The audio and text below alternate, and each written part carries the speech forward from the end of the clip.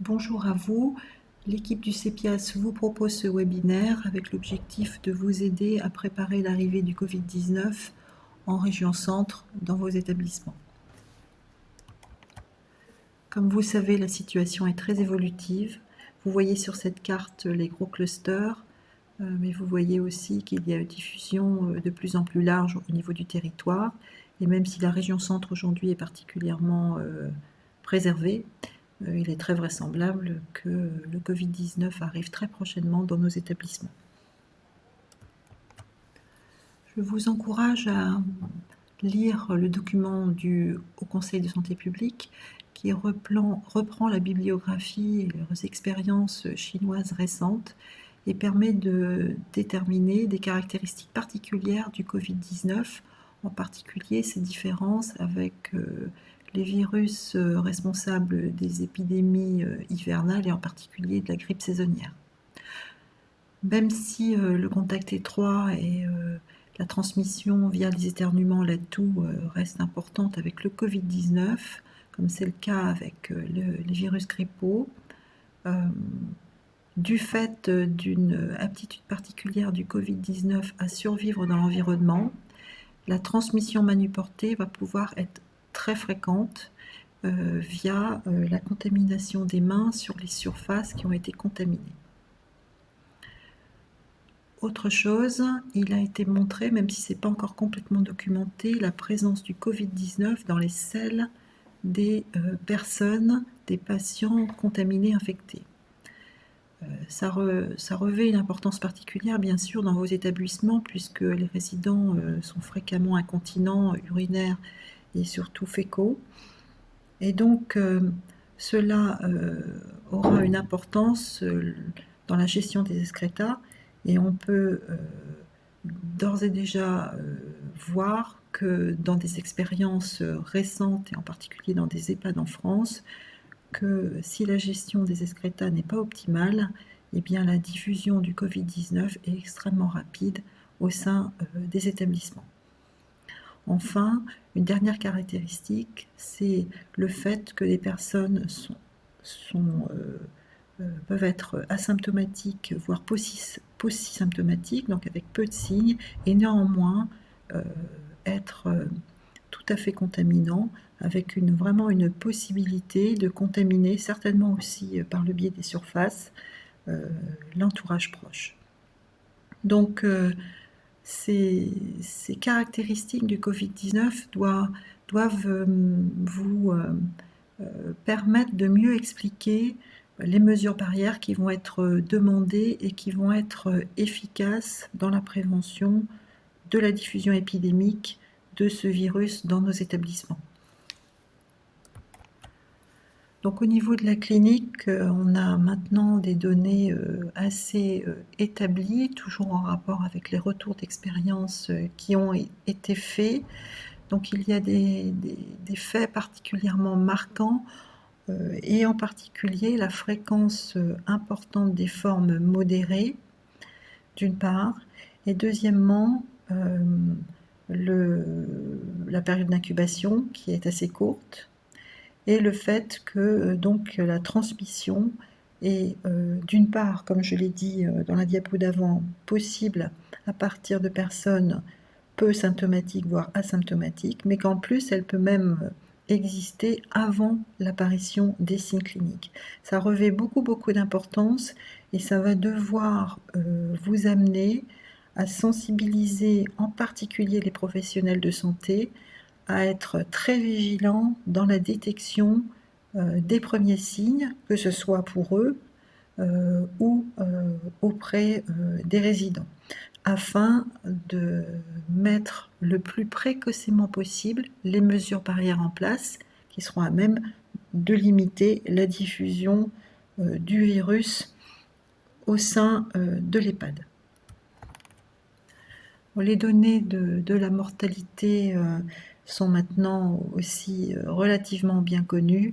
Comme vous le savez, les personnes les plus âgées sont les plus à risque, et cela a motivé bien sûr tous les choix de la stratégie nationale et internationale, et qui consiste aujourd'hui à protéger le plus possible les personnes âgées de la contamination avec ce virus. Cette diapositive résume la stratégie choisie. Donc, si tout à fait au démarrage, on a mis en place des mesures dont l'objectif était de freiner l'introduction du virus sur le territoire, en stade 2, après l'installation des premiers clusters, il s'est agi de limiter la propagation du virus. Maintenant, nous en sommes à un point où vous avez pu voir avec la carte présentée précédemment, le virus est relativement déjà circulant au sein de la communauté et commence à donner des transmissions nosocomiales au niveau des établissements.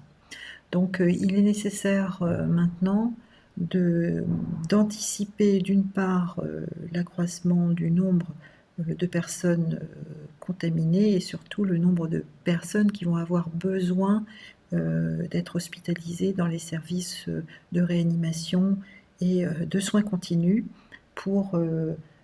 et qui sont en détresse respiratoire. Donc cette stratégie avec ce passage en stade 3 va être l'occasion de changer assez radicalement dans les conduites à tenir et en particulier de réserver l'hôpital donc aux seuls patients qui ont vraiment besoin de soins aigus et d'essayer de limiter au maximum l'introduction de nouveaux patients dans ces hôpitaux. Donc, en parallèle de cet état, eh bien, vous allez, vous, établissements médico-sociaux, être amenés à garder, en quelque sorte, des résidents qui vont être contaminés et donc à essayer de prendre des mesures visant à limiter la diffusion de ce virus au sein de l'EHPAD. On peut résumer la stratégie nationale avec ces petits graphiques. À gauche, en vert, la situation qu'il faudrait essayer d'éviter, c'est-à-dire une montée, un accroissement très rapide du nombre de cas qui amènerait à traiter, à prendre en charge au niveau de l'hôpital, au niveau des services de réanimation, un grand nombre de patients en même temps, ce qui aboutirait au dépassement du seuil de saturation des services de réanimation, qui ici est symbolisé avec une ligne en pointillé, et aboutir à un engorgement de ces services de réanimation et avec vraisemblablement une surmortalité qui en résulterait. Donc à l'inverse, ce qu'il faut essayer c'est le choix de la stratégie décidée au niveau mondial et dans les pays comme le nôtre, c'est d'essayer d'écraser cette courbe, d'étaler, de retarder la progression, de retarder le nombre, la vitesse de contamination d'un plus grand nombre des personnes, et en particulier des personnes à risque, pour qu'elles arrivent de façon graduelle au niveau des services de réanimation et qu'on n'ait pas cet engorgement et cette saturation des services où ont besoin d'être tous les patients qui nécessitent une réanimation. Alors, au jour d'aujourd'hui, et en particulier dans notre région, notre premier objectif, c'est de limiter l'entrée du Covid-19 dans les EHPAD. Donc pour cela, il y a deux angles d'attaque. Le premier, c'est d'avoir donc une stratégie par rapport aux résidents et surtout aux visiteurs. Donc la situation s'est durcie hier avec l'interdiction complète des visites. Donc effectivement, c'est en rapport avec des retours d'expérience qui sont des EHPAD qui sont en particulier de l'Oise et de l'Est et qui font face déjà à l'entrée du Covid-19 depuis déjà quelques semaines. Donc la nécessité vraiment de limiter cette entrée par l'interdiction provisoire des visites. La deuxième chose, c'est de changer donc les habitudes en réduisant les activités collectives, les sorties, pour limiter encore cette entrée possible par les contacts avec le domaine communautaire, où on a bien vu que le virus commence à circuler beaucoup. Mais ce qui est vraiment très important, c'est de détecter le plus rapidement possible tous les cas suspects.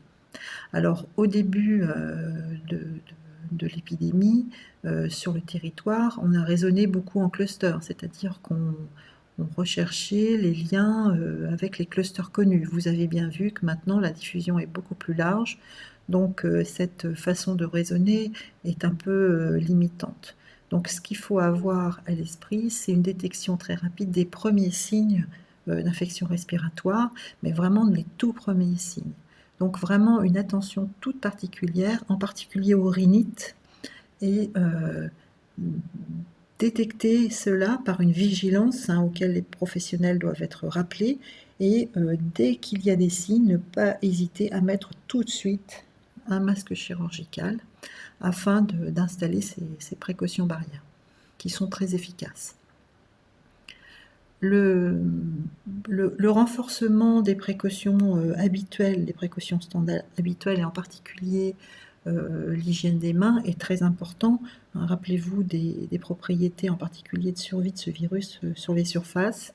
C'est un moment où il faut profiter pour le rappeler, et cela peut être fait de différentes manières, mais il ne faut pas hésiter à profiter de cet événement pour afficher et rappeler ces bonnes pratiques pour qu'elles soient appliquées le plus possible, et par les visiteurs lorsqu'ils sont quand même éventuellement là, mais c'est surtout maintenant impossible, mais surtout par les résidents, et puis évidemment par les professionnels.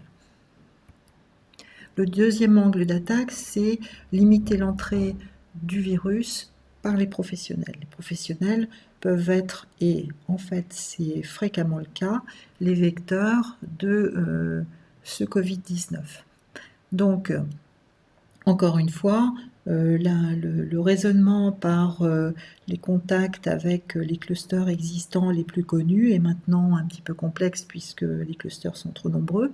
Donc, c'est bien sûr, il faut sensibiliser les professionnels à informer de ces contacts éventuels avec des clusters existants, mais surtout, il faut surtout les sensibiliser à cette détection précoce de tous les signes et de tout signe même minime d'infection respiratoire. Cette autodétection précoce, syndrome un petit peu fébrile, de rhinite, qui doit amener immédiatement le professionnel à se dire eh bien, c'est possible que je sois contaminé, et dès lors, le plus précocement possible, prendre la mesure qui s'impose, c'est-à-dire le port du masque. Donc les précautions barrières, nous vous les avons rappelées sur cette diapositive, avec en particulier une sorte de checklist qui doit pouvoir vous aider à vous préparer, à anticiper, à vérifier les stocks, des choses qui sont nécessaires pour gérer au mieux cette arrivée du Covid-19 chez vous, avec une attention toute particulière à l'hygiène des mains, et avec une consommation qui va être très importante des solutés hydroalcooliques, et qui donc il faut avoir en quantité suffisante. Les masques chirurgicaux qui doivent être aussi en stock et en quantité importante. Et puis, bien sûr, tout ce qui est nécessaire pour le respect des autres précautions standards. Il ne faut pas lésiner sur cela, et en particulier penser, en lien avec ce que je vous ai présenté en début de diaporama, c'est-à-dire toute la problématique de la gestion des excrétas, et donc rappeler aux professionnels en charge de cette gestion des excrétas, et permettre que cette gestion se fasse au mieux avec les équipements appropriés pour que la gestion du bionettoyage et de la gestion des excrétas soit optimale, et le moins possible avec des failles. Pour ce qui concerne le masque chirurgical, on a mis en rappel cette diapositive. Vous pouvez trouver un lien aussi pour aller voir sur YouTube un rappel sur le positionnement du masque. Il est important que les personnes qui le portent l'ajustent correctement et l'utilisent bien.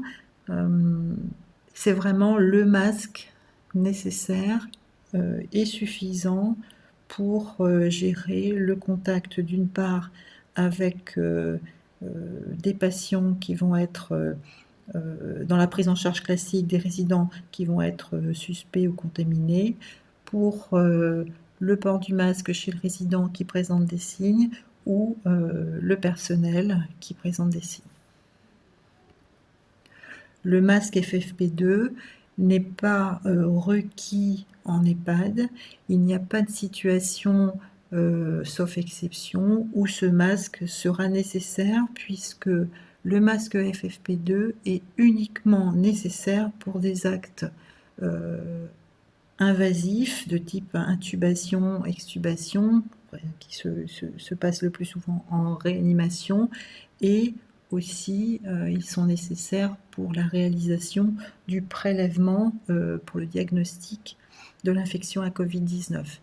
Mais si doivent se faire un prélèvement dans votre EHPAD, prélèvement respiratoire à but diagnostic Covid-19, il sera fait par un biologiste ou en tout cas une personne qui sera formée pour ça et qui viendra à l'EHPAD le faire et qui aura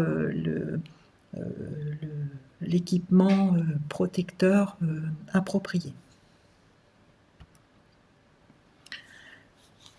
Un rappel à nouveau sur la gestion de l'environnement autour, en particulier des cas suspects ou avérés. Donc, il n'y a pas de résistance particulière de ce virus aux produits, mais vous avez vu qu'il sera particulièrement important. Et là, en cela, on aimerait effectivement que ces rappels vous amènent à, dans cette période un petit peu exceptionnelle, à accroître la fréquence du bionettoyage afin de diminuer les risques liés à cette survie du virus dans l'environnement et qui est source majeure de transmission croisée dans les établissements. Bien sûr, nous avons souhaité absolument rappeler la nécessité de ne surtout pas utiliser les douchettes. Vous voyez bien que l'aérosolisation au moment de la gestion des excréta avec les douchettes doit amener à une contamination assez massive de l'environnement direct du résident et donc faciliterait bien sûr la diffusion épidémique du Covid-19 dans votre EHPAD. Alors actuellement, pour ce qui concerne les masques, il y a un stock qui est suffisant. Il est à l'ARS, donc nous vous encourageons à faire la vérification de vos stocks et si nécessaire d'appeler l'ARS pour pouvoir être livré en masques chirurgicaux pour ce qui vous concerne. Et pour l'instant, à notre connaissance, cette façon d'opérer est très efficace et vous serez livré. Il n'y a pas de pénurie pour l'instant du tout. Si jamais une pénurie venait à s'installer, il y a des procédures dégradées qui sont résumées sur cette diapositive, mais pour l'instant, elles ne sont pas du tout d'actualité. Compte tenu de la nécessité de réaliser des frictions hydroalcooliques de façon très fréquente, que ce soit pour les résidents, mais aussi pour les professionnels, et compte tenu de ce fait aussi pour les établissements de santé, bien sûr, il est possible, il est plus vraisemblable que dans un laps de temps dont on ne connaît pas la nature, mais peut-être assez rapide, qu'il y ait une pénurie de solutés hydroalcooliques. C'est dans ce contexte que l'arrêté a été publié autorisant les pharmaciens à fabriquer des solutés hydroalcooliques. Ce n'est pas particulièrement compliqué et nous vous encourageons dès maintenant à anticiper cette pénurie possible, à vous rapprocher de votre pharmacien et d'engager des actions pour vous préparer éventuellement à ce cas de figure. La difficulté résidera surtout sur l'obtention de flaconnage et donc nous vous encourageons dès maintenant à garder les flacons pour qu'ils puissent éventuellement être recyclés, remplis par les solutés fabriquées à la pharmacie.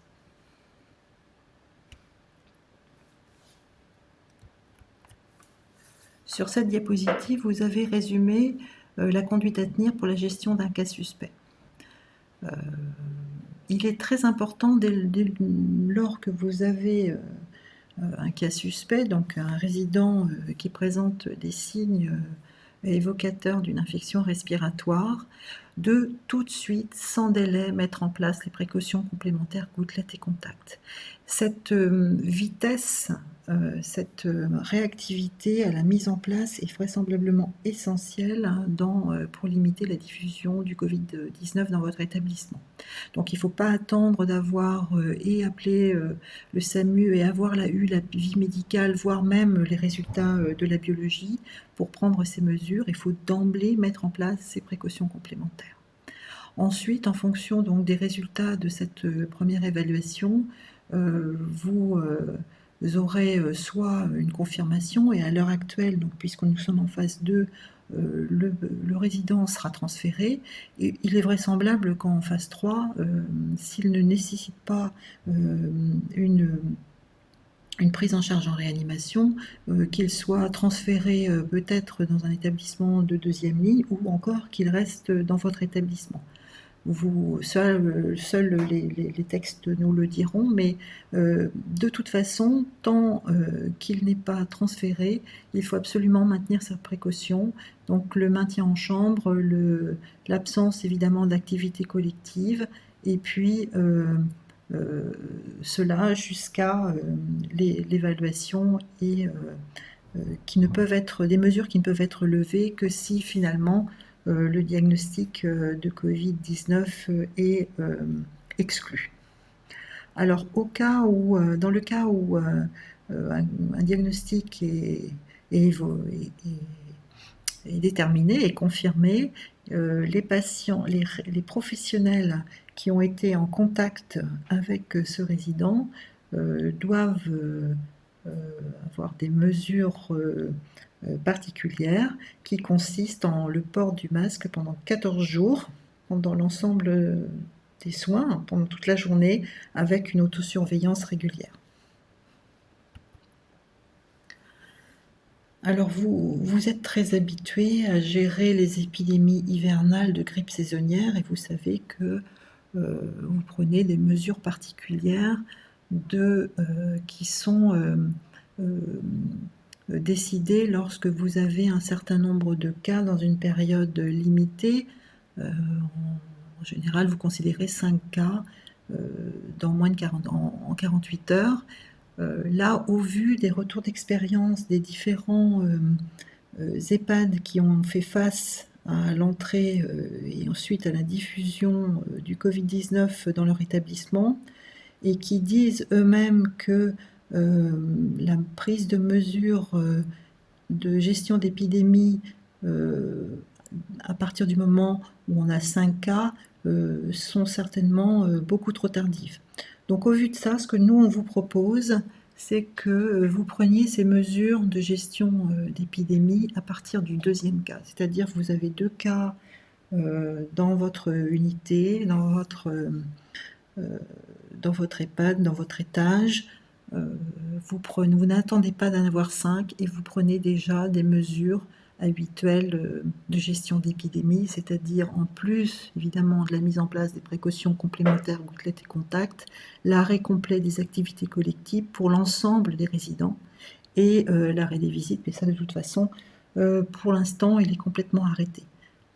Donc ça, c'est vraiment, encore une fois, extrêmement important. Ça repose vraiment sur des retours d'expérience des hygiénistes qui ont fait face à l'introduction du Covid-19 dans leur EHPAD dans d'autres régions de France il y a eu quelques semaines, depuis quelques semaines. Et donc, nous vous encourageons vraiment à avoir cette précocité dans la réactivité et ça va permettre vraisemblablement de limiter beaucoup la diffusion dans l'établissement. Pour le reste, pour les autres mesures, c'est similaire à la gestion d'un cas isolé. Voilà ce que l'on voulait vous dire. Donc, on vous encourage aussi à vous tenir au courant, tout particulièrement sur le site de l'ARS du centre, qui fait un point quotidien et qui apporte beaucoup de données. Et puis, bien sûr, l'équipe du CEPIAS se tient à votre disposition pour répondre à vos questions. Après la conférence régionale téléphonique, il y a eu beaucoup de questions via le chat. Donc, on est en train d'éditer une FAQ que l'on va mettre qu'on va vous envoyer et que l'on va mettre sur le site du RHC, donc vous pourrez la voir. Et puis, pour toute autre question, vous n'hésitez pas à faire un mail et nous vous répondrons dans les meilleurs délais.